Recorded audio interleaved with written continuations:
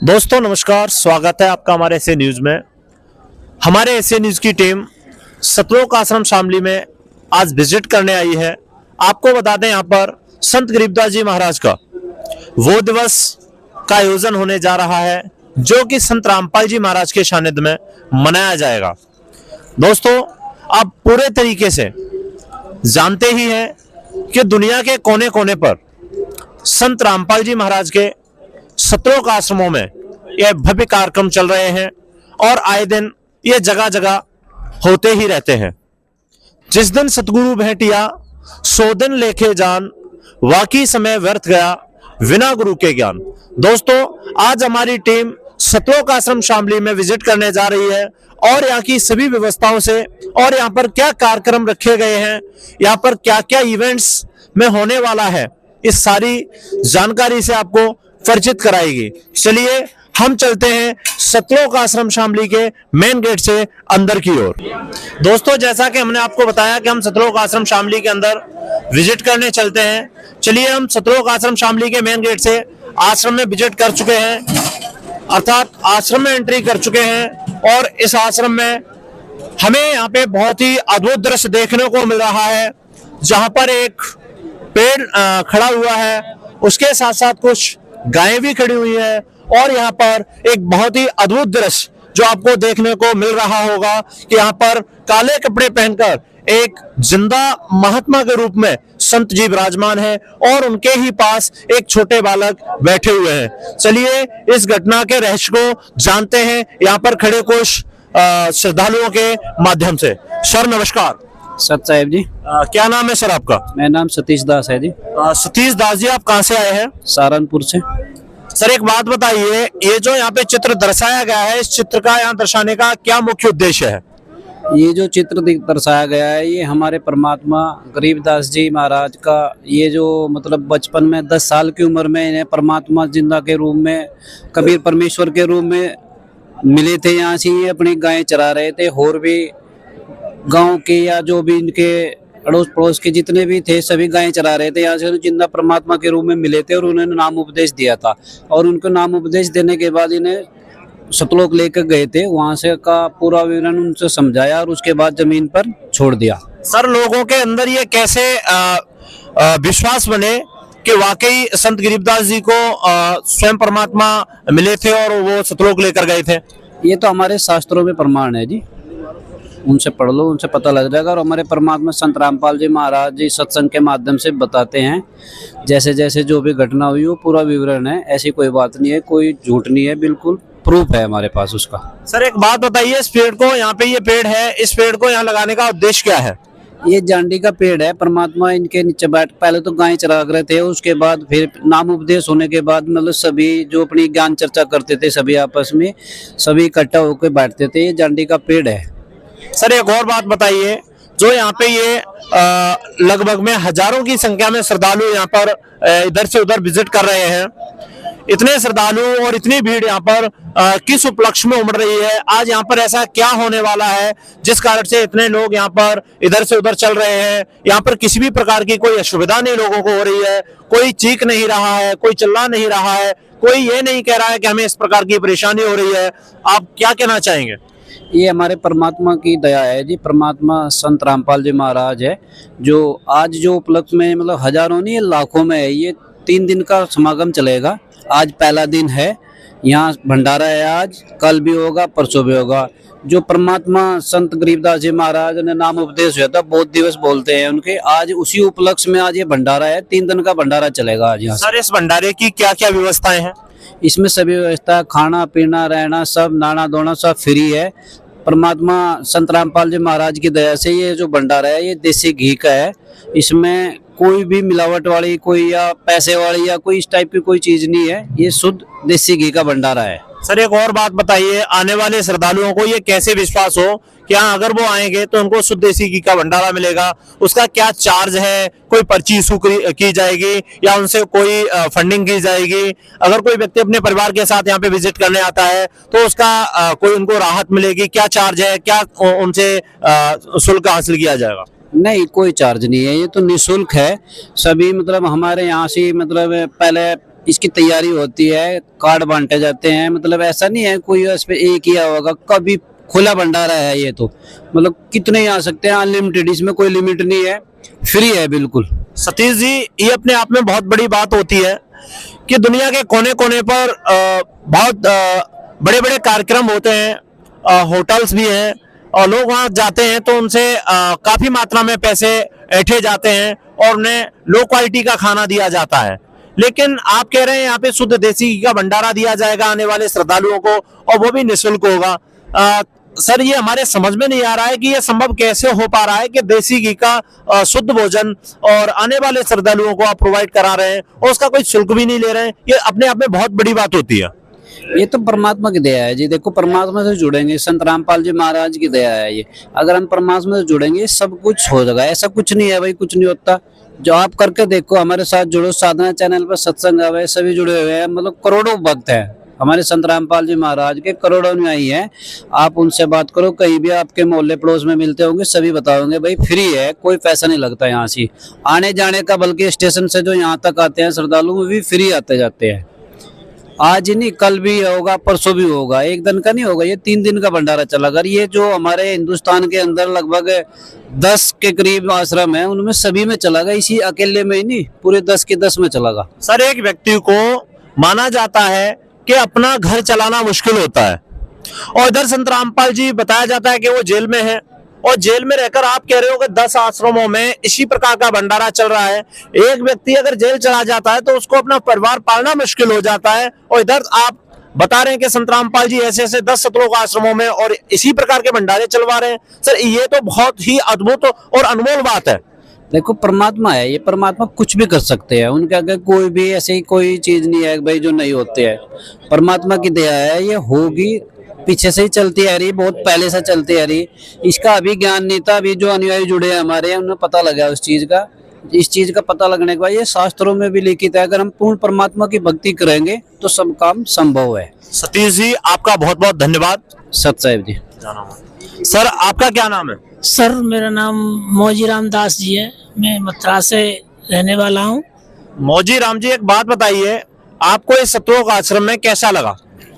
बहुत बढ़िया भंडारा है गुरु जी का, संत रामपाल जी महाराज जी गुरु जी का, बहुत बढ़िया मजा आ रहा है। आप पहली बार आए हो? पहली बार मैं आया हूँ, दो से तीसरी बार आया हूँ मैं। तो सर, एक बात बताइए, आप 2 से तीसरी बार आ चुके हो, तो क्या आप संत रामपाल जी महाराज जी के ज्ञान से प्रभावित हैं? हाँ जी सर। क्या आप इनसे नाम दीक्षा लेना चाहेंगे? ले लिए सर।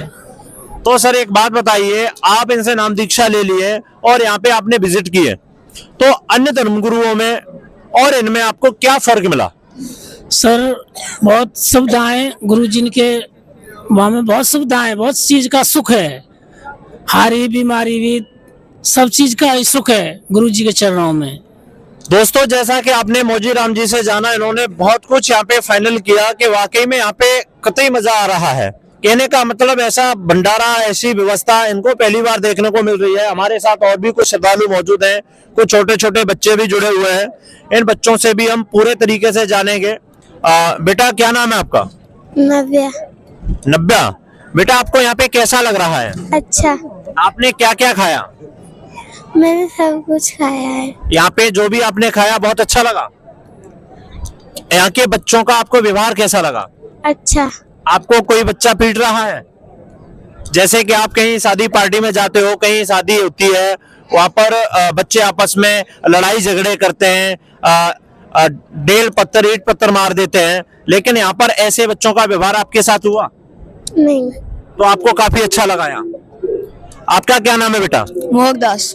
जी, मोहकदास। आप एक बात बताइए, आपको यहाँ के बच्चों का व्यवहार कैसा लगा? यहाँ के बच्चों का मेल व्यवहार अच्छा लगा। बेटा, एक बात बताइए, आपकी उम्र के बच्चे सीरियल देखते हैं, गेम खेलते हैं, और आप यहाँ पर क्या करने आए हो? हम यहाँ पे परमात्मा की सेवा करने आए हैं और उनकी पूजा करने आए हैं। बेटा, एक बात बताइए, आपकी पढ़ने लिखने की उम्र है, आपको स्कूल में जाके पढ़ाई करनी चाहिए, और आप इस उम्र में यहाँ सेवा करने चले आए। सेवा से क्या होता है? भगत जी, सेवा से ये होता है कि वहाँ पे ब्रह्मा विष्णु महेश होते हैं, उनका उतारना कर्ज। मतलब आपका कहना है कि हम सेवा करेंगे तो यहाँ के ब्रह्मा विष्णु महेश का कर्ज उतरेगा, तो फिर आप कहाँ जाओगे? हम जाएंगे सतलोक आश्रम। सतलोक जाओगे। तो ये बताइए, आपने इतनी उम्र में गुरु क्यों बनाया? हमने अच्छे ज्ञान के लिए गुरु बनाए थे। आपके गुरुजी कौन है? संत रामपाल जी महाराज। तो आपने बताया यहाँ के बच्चों का व्यवहार है वो बहुत कुशल है, बहुत ही अच्छा है। क्या ऐसा व्यवहार यहाँ के जैसे यहाँ के बच्चों का व्यवहार है, ऐसा व्यवहार आपको समाज में बच्चों का देखने को मिलता है? नहीं मिलता। वो कैसा व्यवहार करते हैं? वो बहुत गंदे तरीका का व्यवहार करते हैं, गाली भी देते हैं, बहुत सी चीज करते हैं, लेकिन यहाँ पे कुछ नहीं है ऐसा। यहाँ पर जो बच्चे हैं, या आप खुद पे ही ले लीजिए, आप कोई गाली गलौज करते हो? नहीं। क्यों नहीं करते? भगत जी हमारे गुरुजी ने मना कर रखा है। आपके गुरुजी गाली देने को भी मना करते हैं? हाँ भगत जी। मतलब आपके साथ कोई झगड़ा करता है, कोई विवाद करता है, लेकिन आप उसे गाली नहीं दे सकते? नहीं। तो ये प्रेरणा आपको कहाँ से मिलती है? ये हमारे गुरुजी देते हैं हमें प्रेरणा। कौन है गुरुजी आपके? संत रामपाल जी महाराज। दोस्तों, जैसा कि आपने यहाँ के छोटे छोटे बच्चों से भी जाना, इनका कहना है कि सामाजिक बच्चों से और यहाँ के बच्चों में बहुत ही बड़ा डिफरेंट है, क्योंकि वहाँ के बच्चे लड़ाई झगड़ा करते हैं, गाली गलौज करते हैं, गेम सीरियल देखते हैं, लेकिन यहाँ के बच्चों का कहना है कि यहाँ पर कोई भी ऐसा अभद्र कार्य नहीं करते बच्चे जिससे हमारा दिल दुखी हो।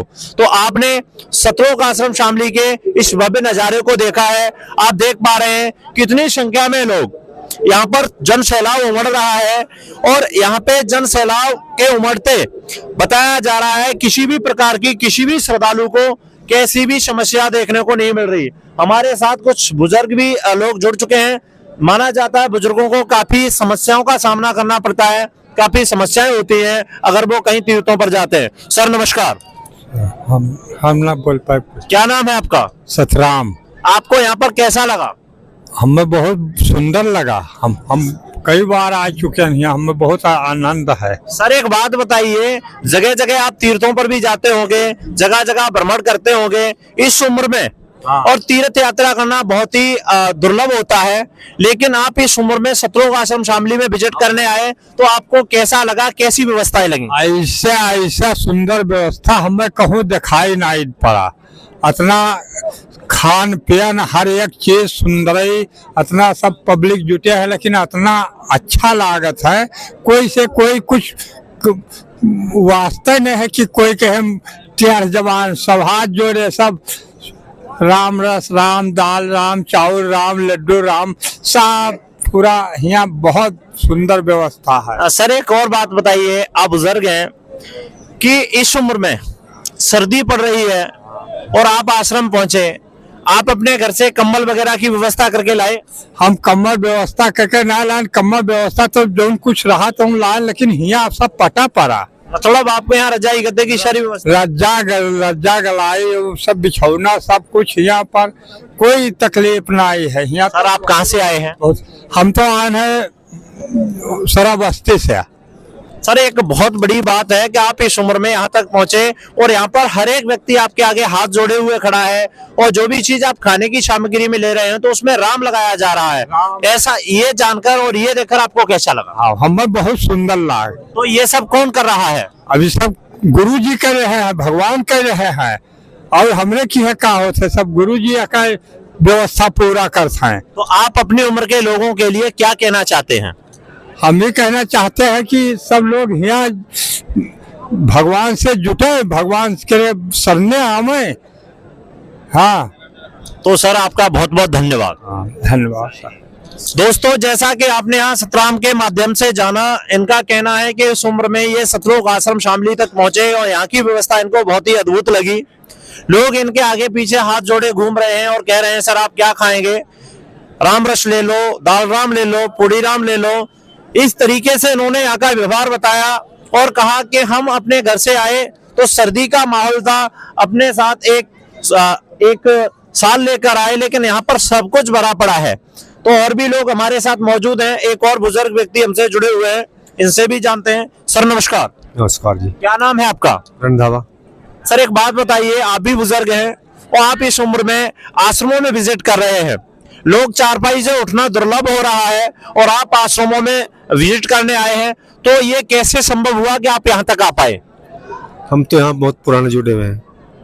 और हम जो रामपाल जी महाराज की दया से हमारे घर में कुछ ही चीज़ की कमी नहीं, किसी भाव का वो नहीं, और परमात्मा की दया हो रही। सर आपको इस उम्र में यहाँ पर कोई असुविधा सुविधा यहाँ सब है, किसी भी चीज़ का यहाँ वो नहीं। कोई अभाव नहीं है? हाँ जी, हाँ जी।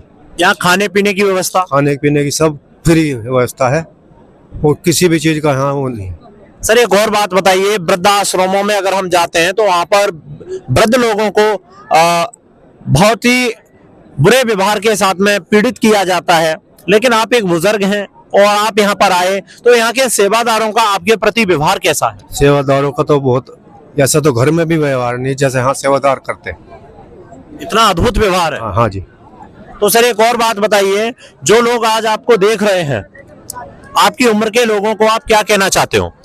मैं ये कहना चाहता हूँ कि इस गुरुजी से जो है और अच्छा ज्ञान कहीं है नहीं, और यहाँ लेकर नामदान लेकर और अपना जीवन कल्याण कराएं। मतलब यही कल्याण संभव है। हाँ जी।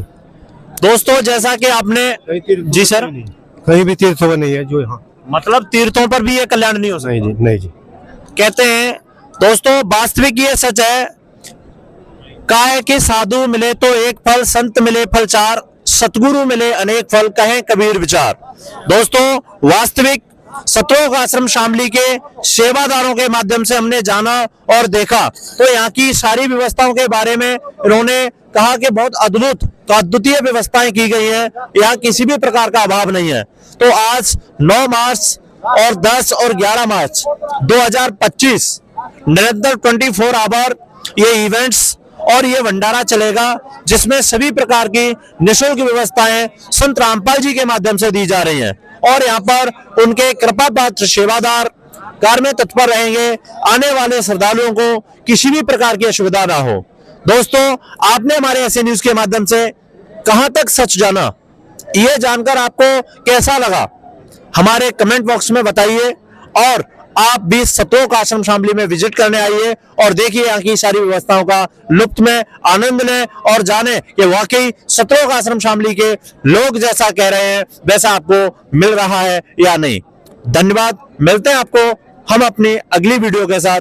Thank you so much.